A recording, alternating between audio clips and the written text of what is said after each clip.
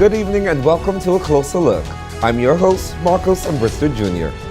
Tonight we examine a significant moment in Bahamian political history. For the first time in nearly 3 decades, the Bahamian people have returned a government to office for 2 consecutive terms, giving Prime Minister the Honorable Philip Davis and his administration a renewed mandate to lead the country forward. With that mandate comes a reshuffled cabinet, new ministerial responsibilities, and a renewed focus on delivering progress for the Bahamian people.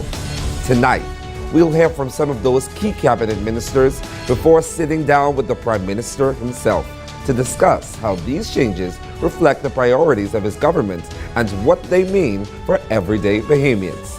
You're watching A Closer Look. Stay with us. There's more after this break.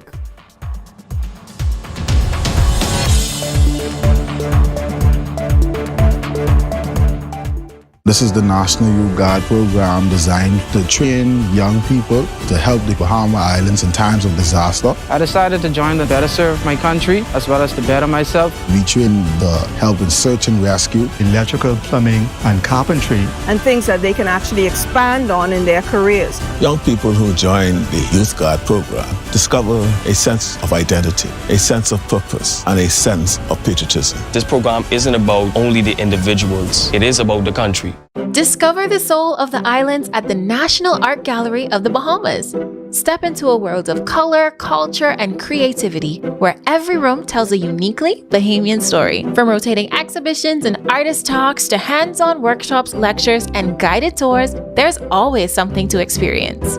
Wander through vibrant galleries, admire bold expressions, and explore our gift shop filled with exciting museum merchandise. Need a breath of fresh air? Stroll through our lush outdoor art park where nature meets imagination. And now, experience it all at 2 locations, our historic museum in downtown Nassau and our satellite space at the Current Echo in Bahamar. Planning an event? Look no further. Our venue offers the perfect backdrop for unforgettable moments with room for live music, dancing, and celebration. We're open 6 days a week, Tuesday to Sunday, 10 a.m. to 5 p.m., and on Sundays with free passes for all Bahamian citizens and residents. The National Art Gallery of the Bahamas, our home for Bahamian art.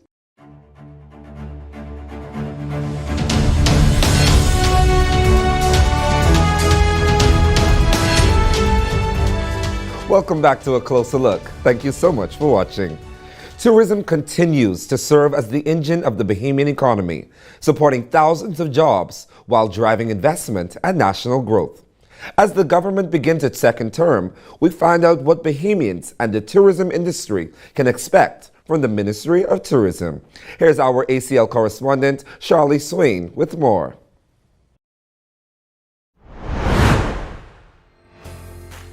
Following the recent cabinet appointments, Bahamian history has been made with the appointment of the first woman to serve as the Minister of Tourism, the Honorable Glennis Hannah Martin, who plans to leave her mark in the new role. After a term of continued growth, the Bahamas' tourism product now enters a new chapter.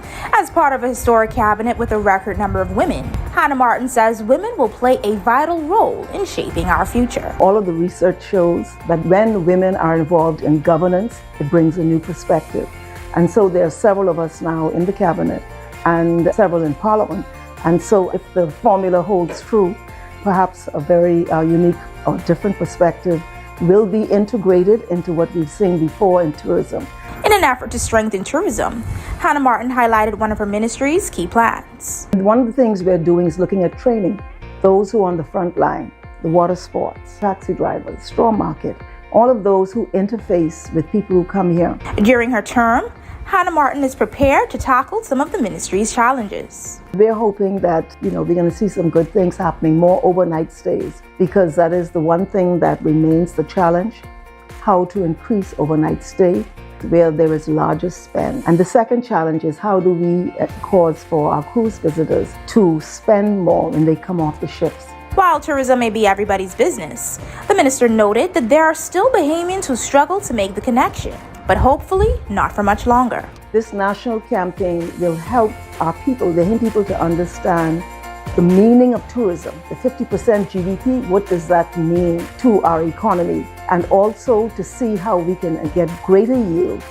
and to make the connect. As the Ministry of Tourism rolls out its plans for the next 5 years, the focus is on ensuring that the Bahamas remains a premier tourist destination while creating more opportunities for Bahamian businesses to thrive.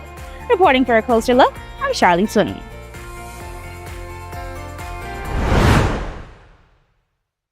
Thank you, Charlie. While tourism remains our leading economic pillar, reliable and affordable utilities are equally essential to our country's development. Erin Scavella takes a closer look at the government's plan for the Ministry of Energy, Utilities and Aviation. Before the day even begins, Bahamians are already counting on this ministry to power their homes and businesses, to deliver water, and to keep our islands connected. Now, all of these services sit under the Ministry of Energy, Utilities, and Aviation. At the helm of the ship is Minister JoBeth Colby Davis, whose leadership previously guided the Ministry of Energy and Transport. Now she takes on an expanded portfolio, making history as the first woman to lead the country's utility sector. My portfolio completely surrounds the well-being of Bahamians, so people, and how do we execute that work to the best of our abilities. The challenge is upgrading aging systems while keeping the country running. As the Water and Sewage Corporation celebrates 50 years, Bahamians can look forward to a new era of upgrades and improved service. So Water and Sewage has been making a lot of significant improvements throughout the Bahamas, specifically on our family islands. They've increased the access to water by the family islands. They've also done a lot of work on infrastructure in our inner cities. For a country spread across an archipelago, aviation connects communities to one another, making safer airports, stronger infrastructure, and reliable inter-island connections a national priority. And underpinning it all is energy.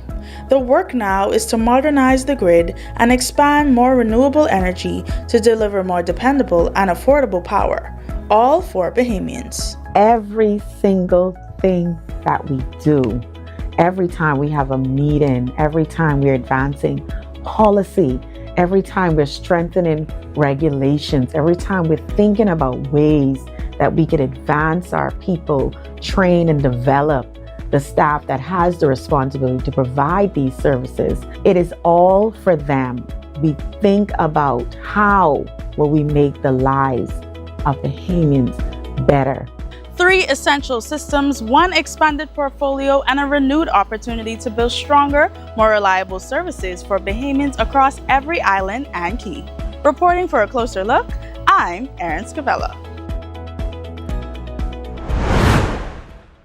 When we come back, we continue with our Deputy Prime Minister, a little ACL on the go, and to top it all off, the captain of the ship, the Honorable Philip Davis. Don't go anywhere. We'll be right back with a closer look.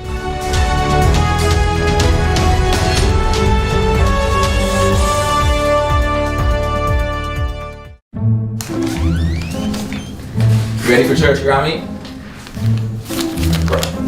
You still hiding your money under this mattress? I ain't putting my money in no bank or no credit union. My money protected right here with me for my peace of mind. It's 2025, Grammy, and I promise you, nobody after your money. But if one of those institutions do get mashed up, your money's still protected. So, why I gotta pay for my money to be protected? Oh man, Grammy, with those TIC member institutions, your deposit already protected, automatically. So, I ain't gotta hide money around the house no more? Don't say that too loud, Grammy. We're looking to get robbed. With the Deposit Insurance Corporation of the Bahamas, your savings, checking, and fixed deposits are protected up to $50,000 per depositor per member institution.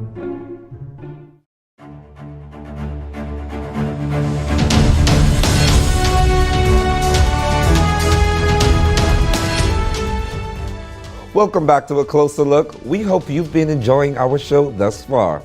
The Deputy Prime Minister may have shifted ministries, but he remains committed to shaping the development of our nation while overseeing several key priorities at the Ministry of Education, Science and Technology. Here's ACL correspondent Krishna Russell with more. As classrooms prepare to welcome students this new academic year, the Ministry of Education is focused on more than just reopening. From expanding STEM opportunities and strengthening special education to supporting teachers and improving student outcomes, the ministry is outlining its vision for the future. A new chapter is underway for the Ministry of Education under the progressive leadership of Deputy Prime Minister Chester Cooper alongside Parliamentary Secretary Keenan Johnson. Fresh from a stellar run as Minister of Tourism, now to the Ministry of Education, Science and Technology. Minister Cooper said the focus extends beyond today's classrooms to preparing the next generation for tomorrow's workforce. We will continue to build on numeracy and literacy. We will continue to build the citizens of tomorrow, prepare the workers for the future, and prepare the entrepreneurs for the new industries. Minister Cooper says that preparation means modernizing education by expanding digital literacy and creating more pathways for students with different strengths and learning needs. We want to ensure that we give every child the opportunity to achieve their potential and do so with dignity. Meeting these goals, however, means addressing some of the system's biggest challenges, including recruiting more teachers and finding additional resources for classrooms. For his part, Senator Keenan Johnson has been leading efforts to improve teacher recruitment through a multi-agency exercise. And so we have two separate task forces, one for Bahamian recruitment solely. And so we just launched the Mabel Walker Professional Development Center, where persons can walk in and get assistance from application to employment. And we also have a help desk for lines you can call and also WhatsApp lines. And so because we now have a targeted, dedicated force that is responsible for this, we think that is going to help with a lot of the streamlining. Mr. Johnson is also spearheading the creation of an education foundation designed to attract additional support for special education and technology initiatives. This foundation is simply an independent body that's going to increase accountability, increase transparency, so donors can be comfortable in knowing that this is where my money is going, this is how it can be accounted for. Together, their goal is simple: to ensure every child in the Bahamas has access to the opportunities needed to succeed. For a closer look, I'm Krishna Russell. Back to you on the desk. Thank you. As always, we love to hear from you.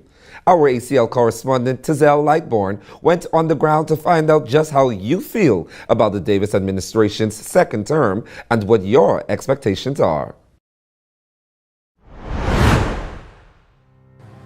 It has been over 60 days since the Davis administration has been re-elected, and they began restructuring ministries and reassigning portfolios to strengthen governance and public service delivery.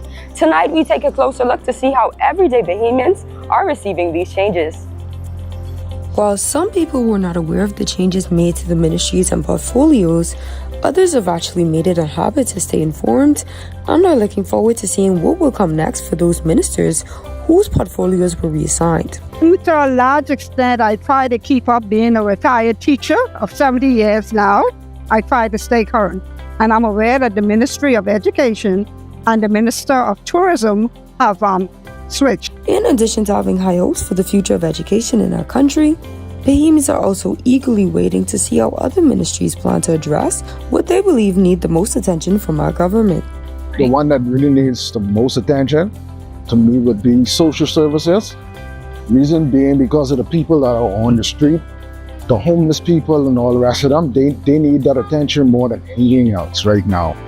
Others hope the government's priorities will be elsewhere. Why crime is still high, cost of living still expensive, and light bills still going up. Some Bahamians are more hesitant about where the Davis administration will take the country next, but there are those who remain hopeful and look forward to see how we will elevate.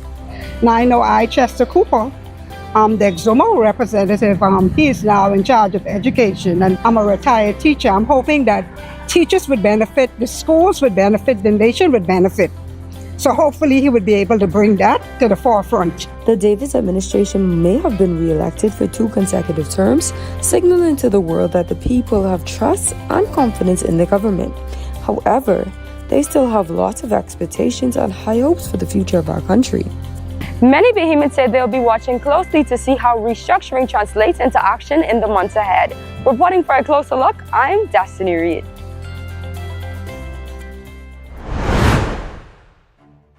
We truly do love hearing your points of view.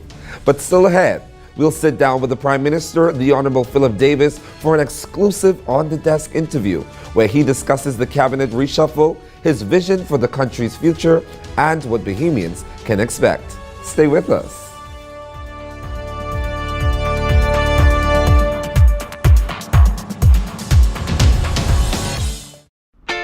The one-stop shop for fashion designers, tailors, students, government agencies, junkendoers, upholsters, event planners, and Bahamians with a sophisticated sense of style.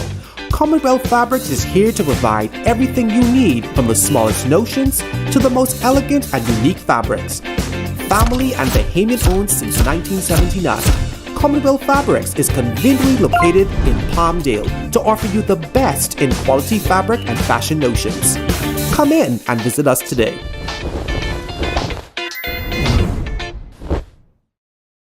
A memorable stay isn't made in a single night. It's shaped in the details. Every sound, every glance, every touch. Where you're not just welcomed, but understood. Where time slows and every comfort feels effortless. Whether it's the shimmer of the pool, the quiet of a suite, or the taste that lingers long after dinner, each moment becomes a part of your story. British Colonial, where legacy meets luxury. Stay for what it means to you.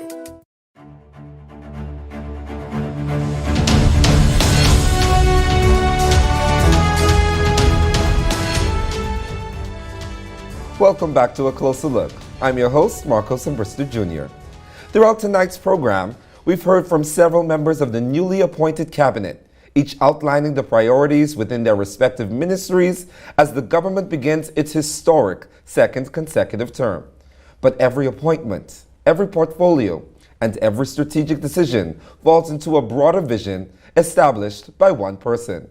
Joining us now on the desk is the Prime Minister of the Commonwealth of the Bahamas, the Honorable Philip Davis. Prime Minister, thank you so much for joining us. It's been my pleasure to be with you this evening. We're so happy to have you. Prime Minister, can you tell us a little bit about what this means for you and for your government? It's been almost 30 years since we've seen two-term governments come into play.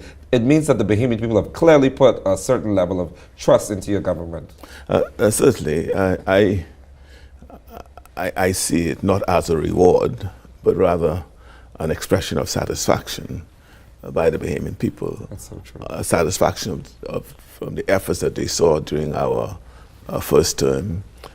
From those efforts, they saw tangible progress, both in infrastructure, some improvements in their lives, and they no doubt saw the steady hands that we brought to bear on the challenges that faced our country when we assumed office in September of 2021. Yes, sir. Of course, you mentioned even the challenges that were faced when you came into play, even with the new renewed mandate now. Can you tell me a little bit about the challenges that you would have been hearing during the campaign trail, and of course, what you're doing now to alleviate that? Well, we were hearing that not all of us, not all of the Bahamians have been feeling the effect of the successes that we were able to accomplish over the last 4 years. And the challenge is how we ensure that each and every Bahamian feels and benefit from all the successes that we have in fact achieved over the past 4 years. And so in this term, it is for us to construct the vehicle to ensure that all Bahamians, wherever they may be, are able to feel the successes which we've been able to bring to bear in this country.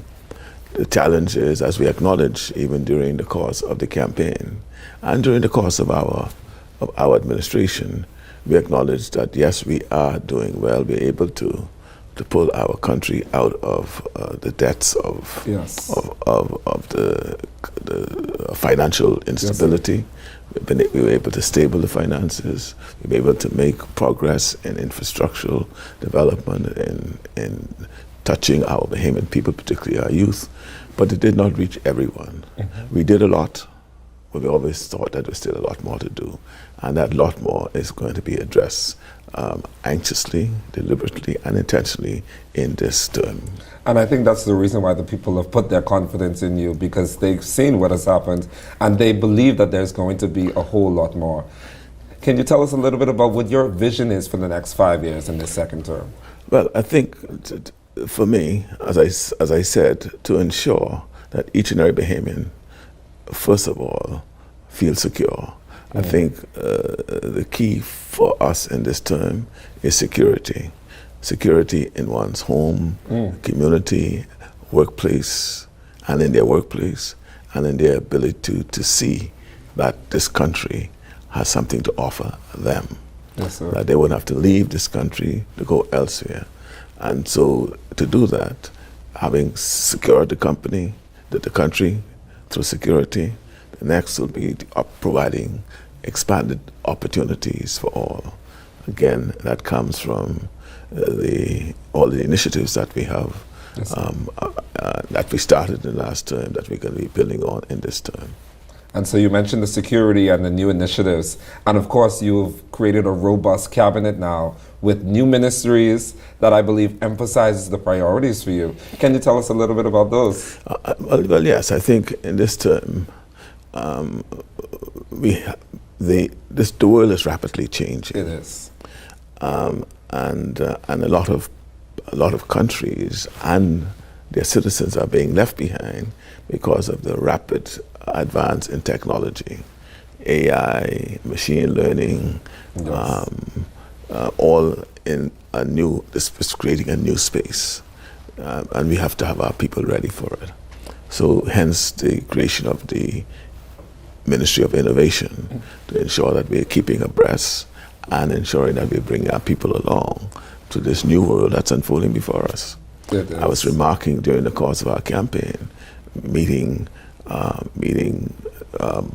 blocks of voters in a restaurant, the waiters and the workers in restaurants, and indicating to them that they need to look at how they could upskill themselves. I was then pointing to them the new program that we had introduced called Upskill Bahamas. Yes, sir. That was designed to ensure that there's opportunity for all to upskill themselves to meet the needs, to meet the new world that's unfolding. And I indicated to them that I was in Miami, or Fort Lauderdale, at the airport coming through, and went to have a breakfast.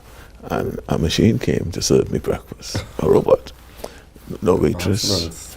And so that's where we're headed, and we need to be ready for it, and we'll be able to ensure that our people are not left behind. That's the key, a key initiative going forward in this term. And hence the cabinet, as I said, expanding and ensuring focused attention is paid on innovation and national development.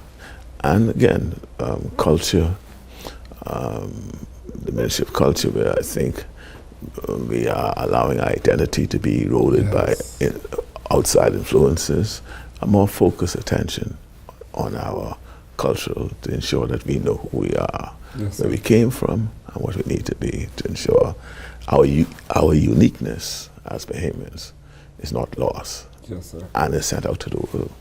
And that's been a constant theme with you that we've heard about this term, where you want to build on progress and accelerate delivery. How do you plan now, with being the captain of the ship, keeping and ensuring that all of our ministers are held accountable to ensure that the vision that you see is carried out? Well, as you would have noted during my last term, I'm very deliberate about being able to live up to my word. Yes, sir. Whatever I promise, I exercise all efforts to ensure that I'm able to deliver what's promised. And if I can't, then I'll go back and say why I cannot. And hence I developed a program, an initiative where we're able to track the delivery of each initiative that we have promised to do. And so we're able, in the last term, to demonstrate that going into the election of 2021, we had made about over 370 commitments to the Bahamian people. And through our tracking what was being done, we were able to show to the Bahamian people that we accomplished most, and in train we had over 325 of those commitments done. So it's through a unit I call in my office the delivery unit.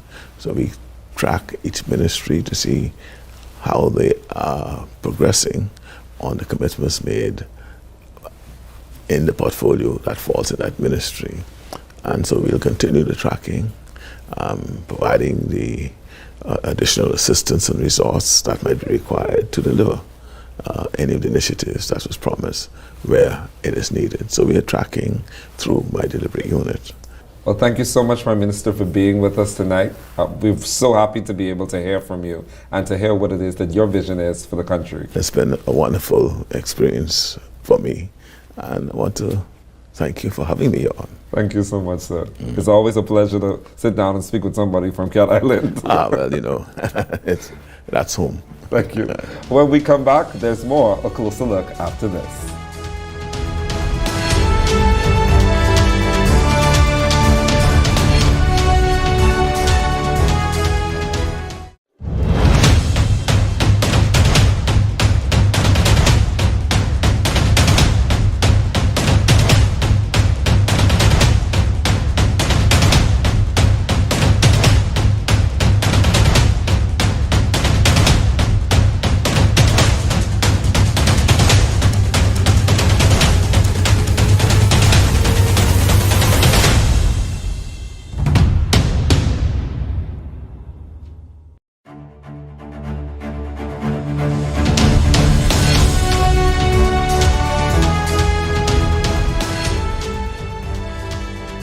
Welcome back. Unfortunately, that brings us to the end of another episode of A Closer Look. Tonight, we examined a historic moment in Bahamian politics and heard directly from Prime Minister the Honorable Philip Davis as he outlined his government's vision for a second term, key national priorities, and plans to provide continued relief and support for Bahamian citizens. If you missed any part of tonight's program, you can watch the full episode on our YouTube and Facebook pages by searching A Closer Look. I'm your host, Marcos Bristol Jr. Good night, and thank you for watching.